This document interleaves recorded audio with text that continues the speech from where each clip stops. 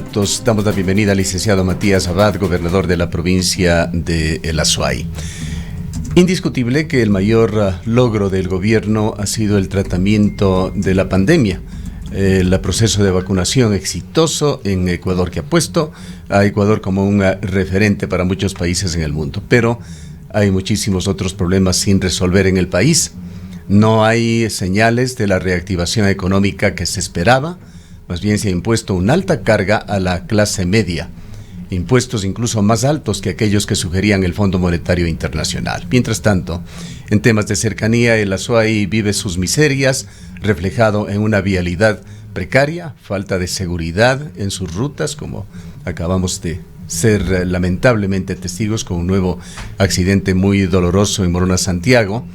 Promesas aún incumplidas como los aportes al tranvía, recortes presupuestarios que afectan a áreas críticas del accionar público aquí en la provincia, en fin, un largo listado de temas reflejados en una carta de Pedro Palacios, alcalde de Cuenca, pidiendo al presidente de la República una cita para el día de hoy.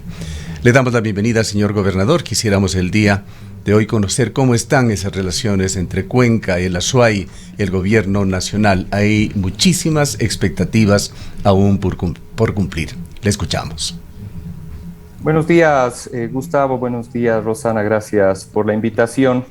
Creo que existe una coyuntura muy positiva dentro de un escenario bastante complejo para el gobierno nacional. Creo que si bien no es excusa, pero sí hay que precisar cómo se heredó y la forma y las arcas en las cuales el presidente Lasso asume su presidencia de la República, con un déficit de 4.000 millones de dólares, con una situación post-pandemia compleja, pero que la ha iniciado, como usted bien ha hecho referencia, con bastante éxito puntualmente en el plan o en el programa más importante que se requería en ese momento, que fue el proceso de vacunación, llegándose a cumplir un proceso de 9 millones de vacunas en un lapso de 100 días. En este momento, al menos en el Azuay, los indicadores son bastante positivos.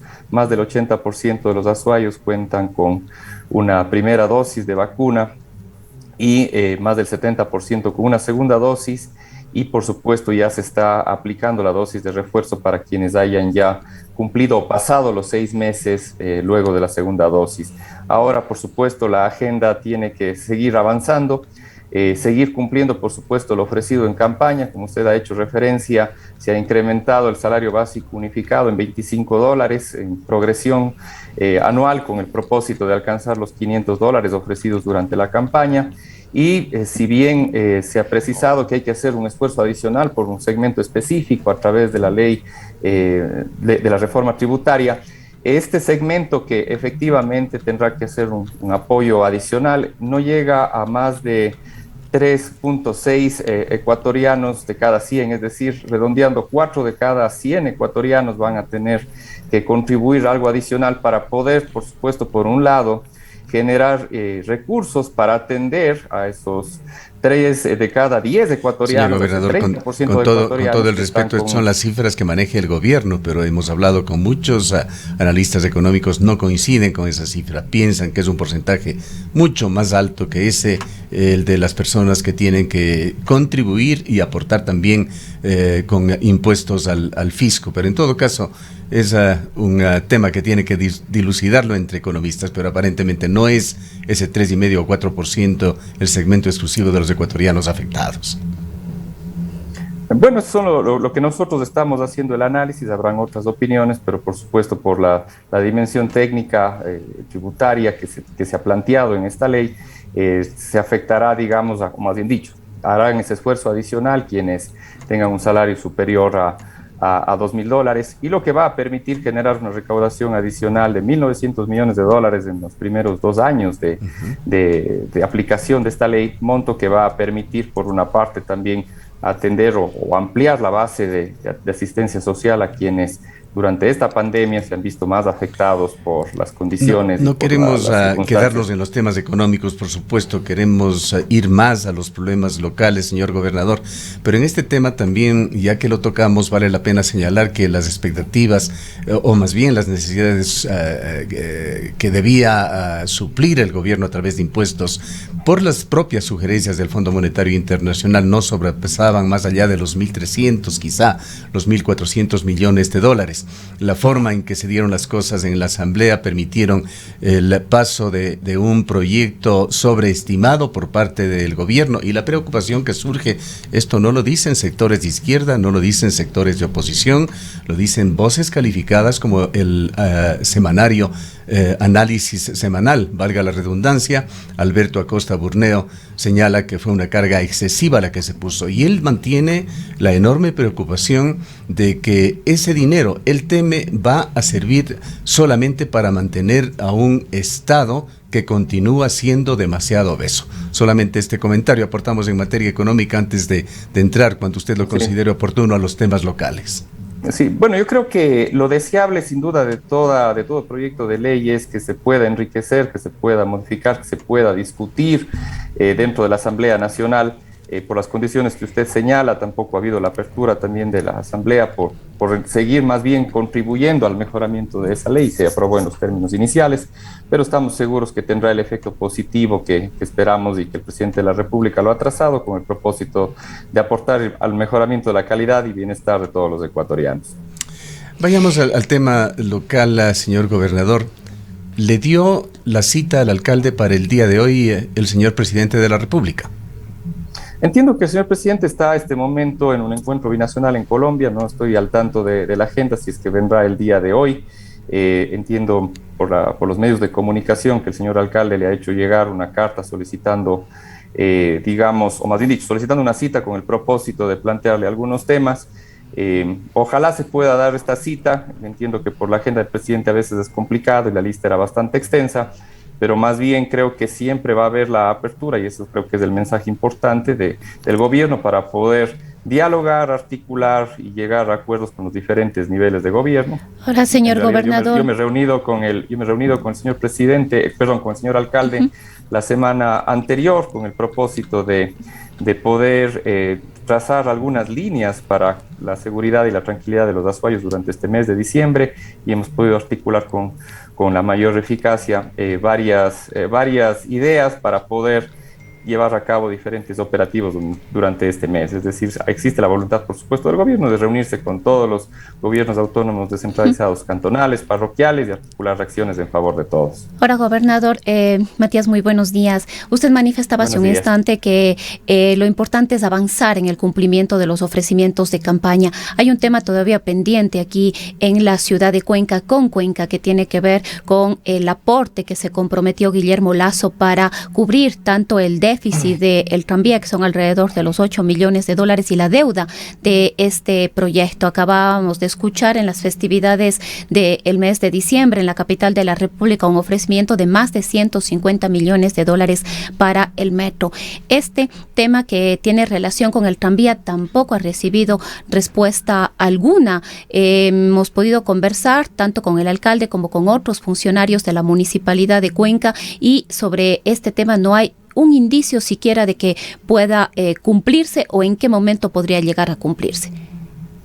Bueno, yo conversé con el viceministro de Economía, quien visitó la ciudad de Cuenca hace un par de semanas. Justamente también se reunió con el alcalde Pedro Palacios, se reunió por supuesto con nosotros para, digamos, levantar un poco de necesidades que deben ser atendidas. Sin duda la situación, como decía al inicio de la entrevista, es bastante compleja. Se recibe un déficit fiscal importante, más de 4.000 millones de dólares que deben empezarse de alguna manera a ir paliando. El objetivo del señor presidente en los 4 años es dejar el déficit en cero, es decir, poco a poco tratar de ir saneando las finanzas públicas, y se le ha solicitado al viceministro, por supuesto, que se dé la prioridad que corresponde para diferentes obras y diferentes ofrecimientos que están pendientes y que tienen que irse subsanando en el transcurso de estos 4 años de gobierno. Hay muchas cosas que inmediatamente no se van a poder hacer, por supuesto. Hay grandes proyectos de infraestructura vial que más bien tienen como mecanismo una alianza público-privada para que se pueda de esa forma generar las condiciones y los recursos para poder llevarlos a cabo. Hay otros que se van a poder realizar, pero creo que lo importante es que existe esa cercanía, existe esa voluntad política, existen varios ministros que son cuencanos, que por supuesto están muy pendientes de poder apoyar a su provincia y a su ciudad, pero también hay que tener presente que las condiciones, y además del tiempo, ¿no? Estamos también dentro de todo en unos pocos meses de gobierno que también han permitido reestructurar varias cosas, pero más bien hay que dar un poco más de plazo para que se puedan ya plantear los proyectos de mayor envergadura. Señor gobernador, le escuchábamos en su respuesta anterior señalar que por los medios de comunicación o redes sociales, no lo sabemos, usted se ha enterado de la cita que ha pedido el alcalde para el día de hoy y no sabe concretamente sobre su respuesta. No es, le preguntamos nuevamente con todo el respeto, su función el de ser un nexo directo entre los intereses de la provincia y el gobierno, ser oídos, prestar toda la atención a los temas locales para conectarlos con el gobierno. Conocemos que desde la vicepresidencia de la República, y no en la mejor manera, se ha negado esta cita. Ha habido una escueta respuesta, ni siquiera aparentemente tiene conocimiento de esta respuesta el señor vicepresidente, pero desde allí se ha respondido al alcalde de la ciudad de Cuenca. Y esto nos preocupa, pues es público que el señor Guillermo Lasso, presidente del país, él lo dijo, se reúne quincenalmente por lo menos con otros sectores, como el sector minero. Él dijo que cada 15 días religiosamente se reunirá con los dirigentes de la Cámara de la Minería y con el sector minero del país. Pero a la provincia de la Azuay no se le presta oídos. Sí es cierto que hubo una reunión con Pedro Palacios en Quito, pero hasta allí llega la situación. Hoy el alcalde pide con urgencia y puntualizando en detalle una serie de situaciones que tienen que ser resueltas de forma urgente para esta ciudad, para esta provincia, y no se recibe atención. Por ejemplo, hay una cuota del tranvía por 5 millones, casi 5 millones de dólares que tiene que pagar la ciudad de Cuenca ya, mientras siguen pendientes estas ofertas que se van tornando ya un poco vagas con respecto a asumir todas estas obligaciones del tranvía. Sí es necesario que el gobierno preste una mejor atención. Recordemos que también por otra cita internacional, allá en Escocia, el señor presidente no pudo estar tampoco aquí en la ciudad de Cuenca para escuchar directamente de las autoridades y de los líderes de esta ciudad las expectativas que van acumulándose en forma creciente con respecto al gobierno. Bueno, la solicitud del señor alcalde la ha hecho directa al señor presidente, no ha solicitado mi intermedio para la gestión de reuniones o para digamos, la presencia del señor presidente en la ciudad. Pero nuevamente, la relación del gobierno nacional con todos los gobiernos autónomos descentralizados, cantonales, parroquiales, provinciales, radica en generar todas las condiciones de apertura, diálogo y articulación. Si el señor alcalde, por supuesto, me solicita que le demos un apoyo desde la gobernación para gestionar esta reunión o para que se dé la presencia del señor presidente y poder llevar una agenda conjunta con el mayor de los gustos. Como digo, hemos estado en los temas que sí son inherentes a mis competencias, cercanos a los municipios y a las parroquias. Hemos trazado también estrategias para poder articular todas las fuerzas de seguridad, tanto del municipio como del gobierno nacional, con el propósito de llevar a cabo una serie de operativos durante este mes de diciembre, más bien con la completa apertura y disposición, y lo estoy diciendo en su medio de comunicación, para poder nosotros como gobernación servir de nexo y de articulación para poder generar esta reunión o este espacio que podamos, por supuesto, interactuar con el GAT de Cuenca, con la prefectura y todos los otros gobiernos autónomos parroquiales que requieran el apoyo y la articulación con la presidencia de la República. Ahora, señor gobernador, definitivamente no deja de preocupar lo que la gran mayoría considera que sigue siendo una situación de abandono para el sur del país, para la provincia de La Azuay, para Cuenca. Usted más que nadie conoce las condiciones actuales de la vialidad, lo que está ocurriendo en el kilómetro 49 de la cuenca Molleturo, que prácticamente nos mantiene aislados. Apenas hay un pequeño inconveniente en la vía hacia Cochancay, la troncal Guayaquil. Prácticamente nos quedamos aislados con la imposibilidad de poder llegar tanto la gente de Guayaquil a Cuenca o la gente de Cuenca hacia la ciudad de Guayaquil. Y en este contexto, el monto tan reducido, ínfimo, del presupuesto que se ha planteado para la provincia de La Azuay en materia de vialidad.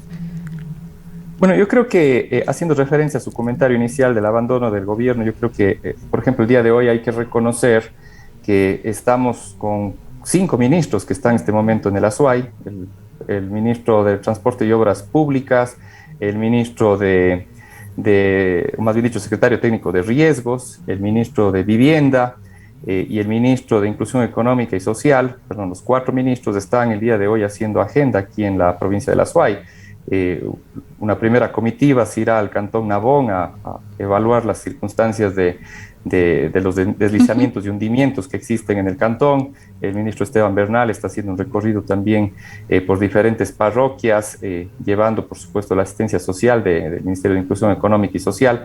Es decir, creo que hay que destacar también que está bastante significativa la presencia de los diferentes ministros en la provincia de La Azuay. Y, por supuesto, siempre las necesidades de La Azuay en vialidad son infinitas, pero no es un tema de estos 6 meses. O sea, estamos hablando que incluso durante los 14 años anteriores, cuando más presupuesto hubo, con el petróleo en sus niveles más altos históricos, se generaron, digamos, alrededor de 350 mil millones de dólares de recursos durante 350 mil millones de dólares de recursos durante estos 14 años. Si hacemos una media de más o menos 32 mil millones de dólares anuales, y tampoco es que existieron las mega obras, ¿no? Ahora con un presupuesto que inicia con bastante déficit y con un presupuesto ejecutado también, pues finalmente el presidente asume el gobierno el 24 de mayo, ya con un presupuesto que estaba bastante desgastado y asignado para otras obras.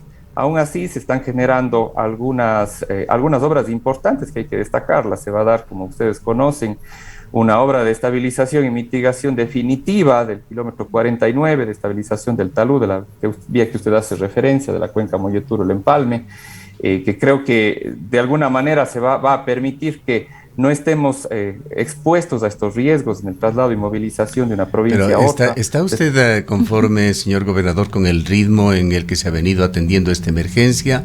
Recordemos que, de acuerdo con afirmaciones del propio señor ministro de Transportes y Obras Públicas, el 30 de agosto, esto es ya 4 meses atrás, se declaró la emergencia. No sé si el contrato, por lo menos la persona, el periodista que cubrió la firma del contrato la semana pasada, reportó que era una firma simbólica. ¿Se firmó ya efectivamente este contrato? Sobre todo, se ha entregado ya el anticipo, señor gobernador. Están comenzando, como se dijo el día de hoy ya en función de este contrato, a trabajar allá en el kilómetro 49. Le escuché a usted justamente el día de la suscripción indicando que era un acto simbólico. Ese mismo momento llamé a verificar al coordinador zonal del Ministerio de Transporte y Obras Públicas y me ratificó que por supuesto estaba ya todo el tema en las notarías y que por supuesto la obra estaba empezando. No era una firma simbólica, sino era, digamos, la presentación ante los medios de comunicación de lo que ya se ha estado por interno administrativamente desarrollando para que la obra empiece. Entonces se está ya con el contrato suscrito con la empresa Sudamericana Integral de Construcciones y se está ejecutando ya los trabajos iniciales. ¿Qué conoces sobre el anticipo? Pues sabemos que ningún contratista, y menos con el sector público, empieza a mover, por decirlo metafóricamente, una piedra mientras no tenga por lo menos el anticipo. Entiendo que el anticipo se está generando esta semana. Creo que, si no estoy mal, el ministro de Transporte y Obras Públicas va a estar más adelante aquí mismo. Creo que ahí puede ser un poco más preciso respecto a estos datos. Hay una confusión ahí. Aclaramos, sobre todo para usted y los oyentes, hay un anuncio del ministerio. Le hemos invitado al señor ministro, no habíamos recibido una confirmación, pero siempre será bienvenido si es que podemos tener ese contacto como se lo ha anunciado. Pero continúe, por favor. Perfecto. Bueno, me pasaron por interno que había esta invitación. En todo caso, los trabajos están iniciando, el contrato sí está suscrito, se están generando todos los temas en las notarías, de garantías y demás para que se pueda empezar con normalidad. Es un proceso complejo, por supuesto que gracias a que se ha podido declarar en emergencia a este sector, se ha podido avanzar con una suscripción y una asignación del contrato de forma oportuna. En otras condiciones hubiera demorado muchísimo más, pero ya se empieza a dar sobre todo una solución definitiva, que creo que eso es el mensaje que importa, ¿no? No es una limpieza, no es una remoción de escombros, sino una solución que va a permitir normalizar el flujo vehicular entre la provincia de La Suay y la provincia del Guayas y, por supuesto, seguir aportando y fortaleciendo todo el desarrollo turístico, económico, comercial e industrial que estaba realmente empezando a consolidarse con la provincia del Guayas, y esto ha generado que se retrasen los diferentes avances en los proyectos, y esperamos que en el lapso más corto se pueda nuevamente unir a ambas provincias. ¿Puede, ya que estamos en el tema de la vialidad, señor gobernador, aclararnos exactamente cómo se encuentra ese otro proyecto vial del Ingreso Sur? Bien, en este momento el proyecto no cuenta con el informe de factibilidad económica por parte del Ministerio de Finanzas. Se están haciendo, por supuesto, la solicitud de que se pueda jurídicamente precisar o dar, digamos, la vía para que se pueda asignar los recursos.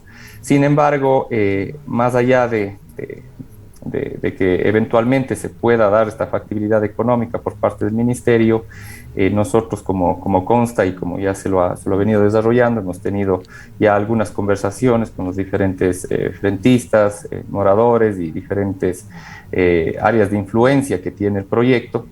Incluso nos hemos reunido en un par de ocasiones y nos hemos comprometido a poder empezar un proceso de trabajo, unas mesas de trabajo con los moradores, incluyendo, por supuesto, a las cámaras y gremios del sector de la construcción, para poder seguir alimentando el proyecto y eventualmente, ya cuando existe esa factibilidad económica, podamos incorporar a este anteproyecto de prefactibilidad todas las consideraciones sociales, técnicas, ambientales, para que se siga generando ya un trazado con las condiciones que todos esperamos y con la menor afección posible.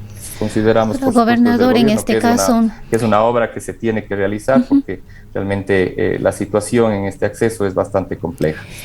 Señor gobernador, esta obra estuvo ya adjudicada. Entendemos que no llegó, por supuesto, a firmarse el contrato. ¿Cómo queda este tema de la adjudicación en este nuevo proceso que se habría iniciado? ¿Se mantiene? Entiendo que se tienen que hacer algunas consideraciones en Contraloría, se está analizando desde el Ministerio de Finanzas, pero eventualmente la idea es que se pueda avanzar hacia el desarrollo de esta obra.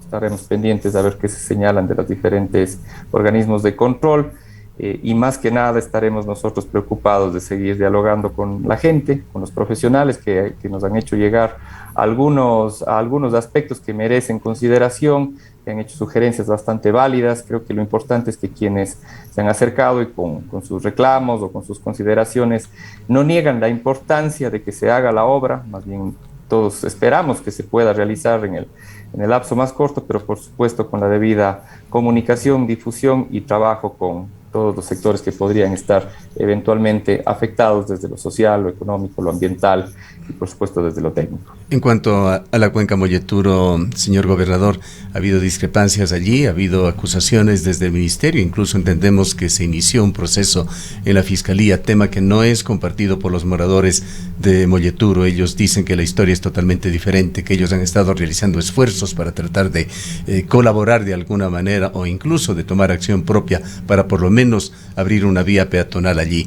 Dicen que se encuentra removido gran cantidad de material, que es factible abrir una trocha o un desvío por allí para posibilitar el tráfico, por lo menos el más urgente y necesario, sobre todo para esa comunidad y a lo mejor también para transportistas. Transportistas, por otra parte, que sirven hacia la ciudad de Guayaquil, coinciden con eso, que pueden haber soluciones más rápidas mientras se construye o se reconstruye este kilómetro 49, porque entendemos que el plazo es de algunos meses para la solución que está proponiendo el Ministerio. ¿Qué nos puede decir usted sobre este tema, esta especie de enfrentamiento que se dio con la población de Molletura, aparentemente innecesaria? En realidad, lo que está contemplado, si bien la obra definitiva tiene una duración de 8 meses, que es lo que ha señalado el contratista como plazo máximo, el señor vicepresidente de la República la semana anterior solicitó e hizo hincapié en que se hagan todos los esfuerzos para que no sean 8 meses, sino un lapso menor. Pero sin embargo, eso no quiere decir que la vía va a estar completamente cerrada. Como usted bien señala, la parte del proyecto incluye el desarrollo de un paso lateral, primero para que se pueda generar mayor movilidad dentro de la misma parroquia de Molleturo, para que se pueda efectivamente permitir el acceso a los diferentes servicios y a las diferentes comunidades para los moradores del sector, y posteriormente asimismo habilitar un paso lateral para que se pueda, bajo horarios estrictos, se pueda generar una movilidad interprovincial.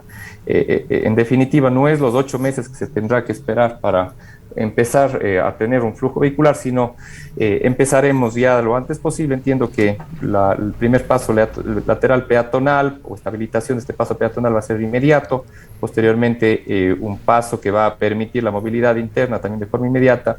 Entiendo que desde el mes de febrero ya se podrá contar, por supuesto, con un paso controlado y bajo horarios estrictos para la generación de movilidad interprovincial, y eventualmente, por supuesto, ya contar con esta obra definitiva, fuera de todos los peligros que estábamos atravesando, ¿no?, en los últimos meses y años, en virtud de toda la dificultad de poder estabilizar el talud.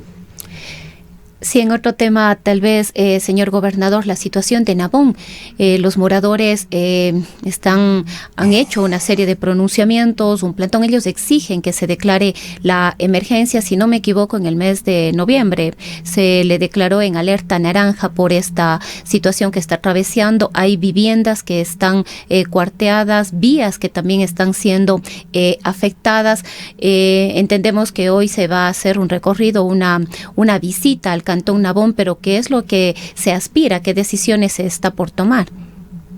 El día de ayer nos reunimos vía Zoom con la ministra de Gobierno. Estuvo presente el ministro de Inclusión Económica y Social, estuvo presente el secretario nacional de Riesgos, la viceministra de Vivienda, toda una serie de coordinadores zonales, el gerente del BERE, es decir, un equipo del Ejecutivo de alrededor de 30 personas, incluido también Policía y Fuerzas Armadas, con el propósito de seguir avanzando en los mecanismos para poder apoyar la problemática que existe en Nabón, que usted ha hecho referencia.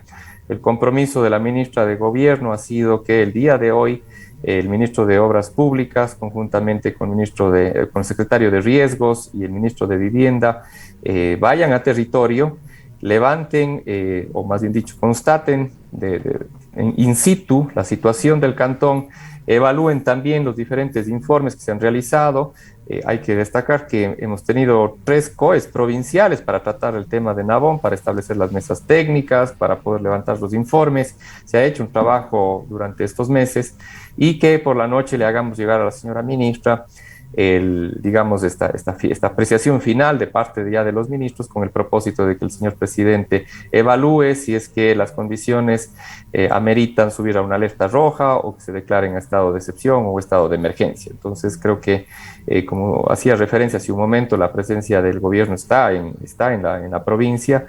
El ministro de Inclusión Económica también tiene agenda para llevar su programa de solidaridad sin mendicidad. Es decir, hay varios frentes que estamos atendiendo, y que sin duda eso hay que valorarlo y destacarlo, el compromiso que está teniendo el gobierno nacional con la provincia. Señor gobernador, entendemos que usted está también con el tiempo corto, pues va a ser parte de esa visita al Cantón Nabón. Quisiera dejarle con 3 inquietudes muy concretas, a ver si nos puede ayudar con una respuesta. El señor ministro de Transportes y Obras Públicas, Marcelo Cabrera, al referirse al ingreso sur, lo hizo hace algunos meses ya en funciones como ministro en esta radio, señaló que él personalmente tenía serias dudas sobre los procedimientos que se habían seguido en la asignación de ese contrato a Hidalgo. Nos referimos al ingreso sur, y que se estaba interponiendo a la Procuraduría General del Estado para que emita un criterio justamente sobre los procedimientos. Nos falta tener claro qué respondió la Procuraduría, pues si usted señala que se están haciendo consultas con el Ministerio de Economía sobre los fondos, suponemos que habrá pasado los filtros de la Procuraduría. Ese es un tema. El otro, concretamente, quisiera saber cuál es la decisión del gobierno para cumplir con la promesa muy clara y extensa del señor presidente Guillermo Lasso de asumir todas las deudas del tranvía y de subsidiar su operación. Y finalmente también qué alcances y qué razón tuvo la declaración del señor vicepresidente de la República el 3 de noviembre sobre el Colegio Benigno Malo. Ciertamente él no hizo ninguna oferta concreta, pero llamó a celebrar la finalización de estudios para la restauración de este colegio. Lo que pudimos hablar con algunos de los actores relacionados con este proyecto la semana pasada es que no hay un financiamiento para llevar adelante esta obra. Con estas 3 últimas respuestas cerraríamos el diálogo.